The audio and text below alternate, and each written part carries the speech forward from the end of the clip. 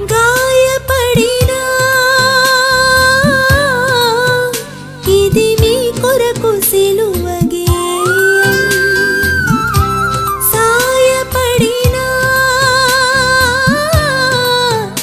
ఇది మీ కొరకు సిలువ రాగం. పరలోకమందు పాడే ఆ పరమ గీతం ఇహమందు